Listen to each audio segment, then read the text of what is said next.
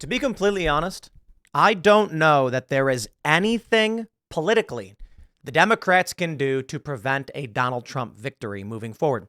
I say politically because certainly there are sneaky, underhanded tactics, criminal trials, civil claims, seizure of assets, things like that. That's cheating. There are other things they can do, like, ballot harvesting and things like that. We recently got word that Scott Presler will be assisting the RNC's efforts, I believe leading the efforts for legal ballot harvesting, which is brilliant. And Scott Presler is one of the most effective political campaigners we've seen. He's probably the most effective of this generation. The reason why I say there's nothing they can do politically. Well, for one thing, we're not seeing them try anything politically. It all seems to be extra electoral activities, we can call it. But this news from earlier in the week, U.S. economy faces 1970s-style stagflation as inflation sticks around. They keep trying to claim that Joe Biden's doing great. There was this one video where it was like, Joe Biden's quietly having a great presidency. And I'm just like, who are these people to make this claim? People are not doing well right now. Food costs are through the roof. The divide between the haves and have-nots is only getting worse. 1970-style stagflation, if that is to occur, and if we do see a market crash, as we're getting some predictions now, take a look at this from Business Insider. We are still in a market bubble. A famed economist who called the 2008 recession warns the S&P 500 is as vulnerable as it was before. It's 25% fall in 2022, and before its fall in 2022, and shares 3 signs of hidden weaknesses. If we get 1970s levels of stagflation, that precipitated Ronald Reagan's landslide victory. I don't know what that means for Trump, because they're taking these extra legal means to try and defeat him. My friends, I say to you now, what we are witnessing in the political arena with the attacks against Donald Trump, it's not only unprecedented, this is truly, I believe, could be the most historic election this country will ever see. We don't know yet, and I could be wrong, but I believe it will be, though it's not yet. What I mean is, we can go back in time and think about some pretty serious and important elections, Nixon and Kennedy. And we can think about even the Civil War period, the election of Abraham Lincoln and the consequences. But what we're seeing right now it's unprecedented, and it's quite remarkable, not in a positive way. Criminal charges that are trumped up and clearly ridiculous. Attempts in Congress, they tried to impeach him twice. They accused him of being a traitor to this country. People like to point out, they say, when Abraham Lincoln was running, the Democrats took him off the ballot too. It's not really true. It's like 10% true. What happened back during the Civil War was that parties would issue their own ballots. When you went to vote, you just wrote down the name. That was it. So candidates built name recognition and then hoped people would go out and vote for them. It's probably a better system, mind you. So what would happen is the Democratic Party, they would create a ballot that they would give to everyone who supported the party. And it said, here's our list of people you want to vote for. Basically, if they handed you a piece of paper and said, here are our guys, it was a down ballot vote. You'd say, I sign my name to this. These are all the people that I want. You'd then file that ballot and you'd basically vote Democrat whole ticket. Things changed, and now the states issue ballots where names appear on them and things like that.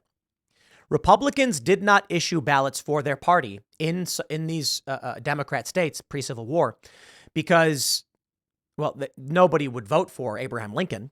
He was trying to suspend the expansion of slavery, not end it, suspend it, keep it where it was. Not a single vote was cast for Abraham Lincoln in any of the states that eventually seceded. I believe the original 7, because then 4 more joined later on. And it wasn't that they took him off the ballot. It's that there was fear that if you were seen with a Republican ballot in those states, they would beat the crap out of you. You'd be shunned or ostracized. And so they said, what's the point? They ended up winning an election, excluding those states outright. Now, while many people say they took Lincoln off the ballot, it's not the case. There is a similarity. As they tried to take Trump off the ballot in numerous states, recently, and the Supreme Court said, no way, unanimously. Geez, 9-0. What would end up happening, and what may still end up happening, is you get a similar scenario where Trump wins the election, securing only the deep red states, and all of the blue states go overwhelmingly against him. It's hard to know for sure. But the reason why I think this is one of the most remarkable and historic, and may turn out to end up being the most historic, is what happens afterwards. Never before, not even with Abraham Lincoln, did we see the attempt to strip him of his assets, steal his money, targeting his children, trying to put him and his lawyers in prison. Don't forget, they went after Trump's lawyers for simply being his lawyers. What did they say? They said racketeering. If you're a lawyer doing your constitutional duty to defend a man who's been accused, you're in racketeering. We're going to lock you up. And what happened? Some of the lawyers dropped to their knees and begged, please spare me. I'll say anything you want. And they got, was it Jenna Ellis crying, I'm sorry, Trump made me do it. Remarkable. Stagflation, baby.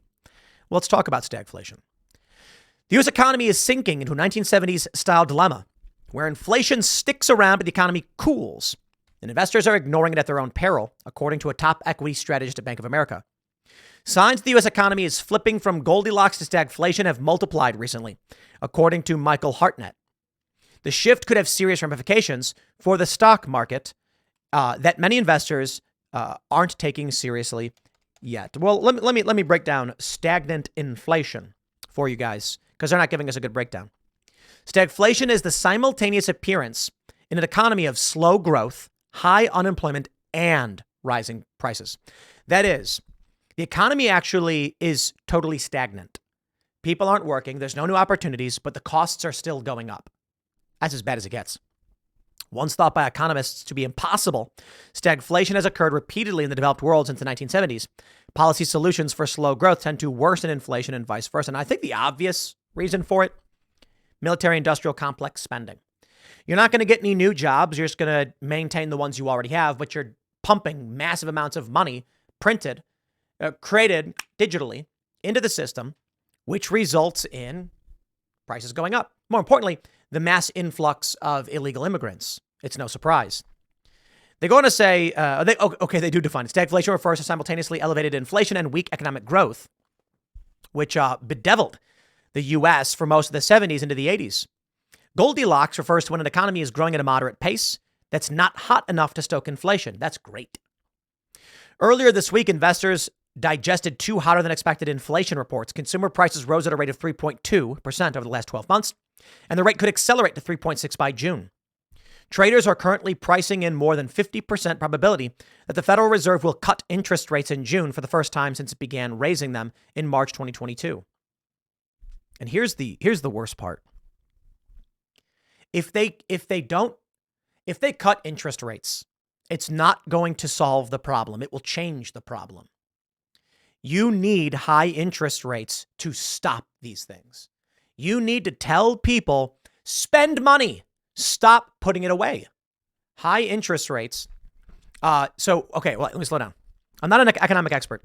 When you lower the interest rates, you're basically, I'm sorry, I have it backwards. When you lower the interest rates, you're basically saying you're better off investing elsewhere. When you raise the interest rates, you're saying it's pretty good to put your money in savings because you'll get a better return. Putting your money in savings cools things off. Spending slows down.